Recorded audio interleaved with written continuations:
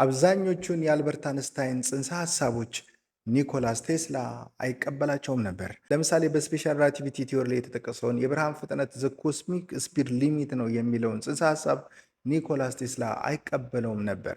ኢቭን ግራቪቲ የተፈጠረው ስፔስ ታይም ከርቬቸር አማካኝነት ነው የሚለውንም ጽንሰ ሐሳብ አይቀበለውም ነበር። ዘ ፎቶ ኤሌክትሪክ ኢፌክት የሚለውን ጽንሰ ሐሳብም አይቀበለውም ነበር። ፎቶኖች ቦዝ ፓርቲክል ኤንድ ዌቭ የሚለውን ጽንሰ ሐሳብ ኒኮላስ ቴስላ ፎቶን ዌቭ ነው ብሎ ያምን ነበረ። በቴስላ ጊዜ እንግዲህ የነበረው ጽንሰ ሐሳብ ግራቪቲንም አስመልክቶ የሚሆን ስፒድ ኦፍ ላይትን አስመልክቶ የነበረው ጽንሰ ሐሳብ ኢተር ቲዮሪ የሚባል ነበር። ኢተር የሚባል ሃይፖቴቲካል ሚዲየም ስፔስም ሞልቶ እንዳለና ይህ ሃይፖቴቲካል ሚዲየም ስለማይታይ ነው እንጂ በስፔስ ውስጥ እንዳለ የሚታመን ነበረ።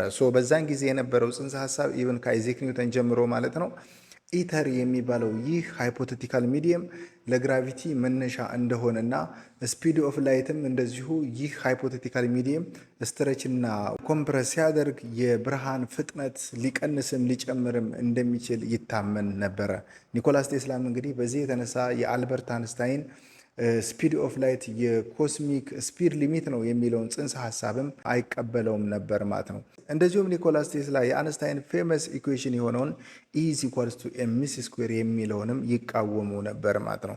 እንዳውም በዛ ሰዓት ኒኮላስ ቴስላ ያለው ነገር ምንድነው? there is no energy trapped inside a matter but we all received it from the universe or from the environment ብሎ ፌመስሊ ይህንን ነገር ተቃውሞ ነበር ማለት ነው። ማስ ውስጥ የተደበቀ ኢነርጂ የለም፣ ይልቁንም ኢነርጂን ከአካባቢያችንና ከዩኒቨርስ ሪሲቭድ እናደርገዋለን ሲል ፌመስሊ ተቃውሞት ነበር ማለት ነው። ምንም እንኳን ኒኮላስ ቴስላ የአንስታይን ጽንሰ ሐሳቦችን ባይቀበላቸውም ነገር ግን የአንስታይን ጽንሰ ሐሳቦች በኤክስፐሪመንት ፕሩፍ እየተደረጉና የተረጋገጡ ሲመጡ ብዙሃኑ የሳይንስ ማህበረሰብ አክሴፕት እያደረጋቸው መምጣት ጀመረ ማለት ነው እና አብዛኞቹ አሁን ላይ ላሉ ቴክኖሎጂዎች መሰረቶች ናቸው ማለት ነው። እናንተ ግን ምን ይመስላችኋል? ቴስላ የተለየ እይታ ነበረው ትላላችሁ ወይንስ ደግሞ ተሳስቷል ብላችሁ ታምናላችሁ? እስቲ ሐሳባችሁን በኮሜንት መስጫ ላይ አስቀምጡልኝ። ፕላስ ምልክቷን የተጫናችሁ ፎሎ ማድረግ እንዳይረሳ።